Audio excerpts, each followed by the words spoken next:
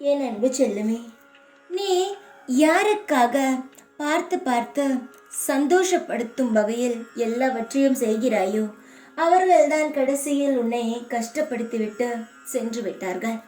இதை பார்க்கும் பொழுது உனக்கு கவலையும் கண்ணீரும் வருகிறது. ஆனால் திரும்ப அவர்கள் வந்தால் அவர்களிடம் இதே மாதிரி தான் பழகுவாய். அவர்கள் விட்டு போனதை பற்றியோ எதை பற்றியோ பேச மாட்டாய். அதுதான் கபடு இல்லாத மனம். இங்கு நிறைய பேருக்கு இந்த மனம் இருக்கிறதா என்று கேட்டால் இல்லை என்று தான் சொல்வேன். ஆனால் உனக்கு யார் என்ன துரோகம் செய்தாலும் உனக்கு நீ அவர்களுக்கு நல்லதை மட்டுமே செய்ய உனக்கு ஒரு நல்ல மனம் உண்டு. எவ்வளவு பெரிய துரோகம் செய்தாலும் உன்னை ஏமாற்றி உன்னை வாழவே கூடாது என்று நினைத்தாலும் அவர்கள் திரும்ப வந்தாலும் அவர்களுக்கு நீ நல்லதை மட்டுமே தான் செய்வாய். அதனால்தான் எனக்கு உன்னை மிகவும் பிடித்திருக்கிறது. போனவர்கள் நிச்சயமாகவே மனம் திருந்தி நீதான் இந்த உலகத்தில் முக்கியம் என்று திரும்பி வருவார்கள். ஏதோ கால நேரம் உங்களை பிரித்து வைத்திருக்கிறது, கஷ்டத்தை கொடுத்து மன வலியை கொடுக்கிறது. ஆனால் இனி அப்படியெல்லாம் இல்லாமல் உன் வாழ்க்கையில் சிறப்பாக ஒற்றுமையான வாழ்க்கை அமையும். உன்னை புரிந்து கொள்ளாமல் உனக்கு கஷ்டத்தை கொடுத்துவிட்டு நகர்ந்த உறவானது சீக்கிரத்தில் உன்னிடம் வர வேண்டும் என்று மட்டும் எப்பொழுதும் நினைக்காதே. உன்னுடைய அருமை தெரியாமல் தானே உன்னை விட்டு பிரிந்து போனது.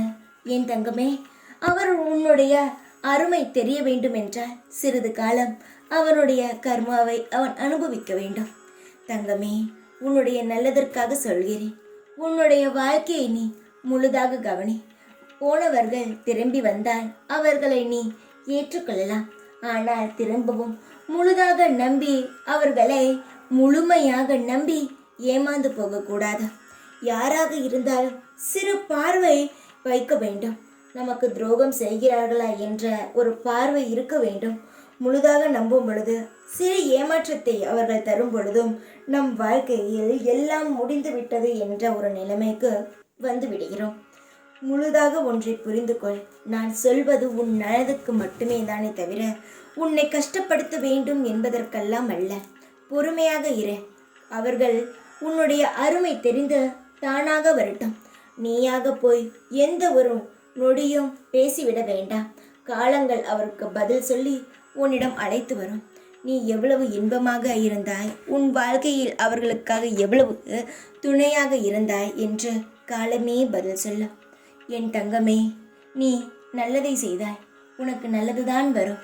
நிச்சயமாக நீ எதை ஆசைப்பட்டு காத்திருக்கிறாயோ அந்த உறவானது வரும்.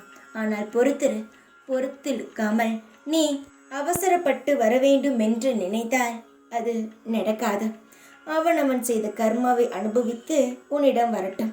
அதுவரை உன்னுடைய வாழ்க்கையில் முழு சந்தோஷத்துடனும் தைரியமாகவும் எப்பொழுதும் நம்பிக்கை இழக்காமல் தன்னம்பிக்கையுடன் இரு. சந்தோஷமாக இருப்பாய். எப்பொழுதும் உன் கூடவே இருப்பேன் நான். ஓம் சாய்ராம்.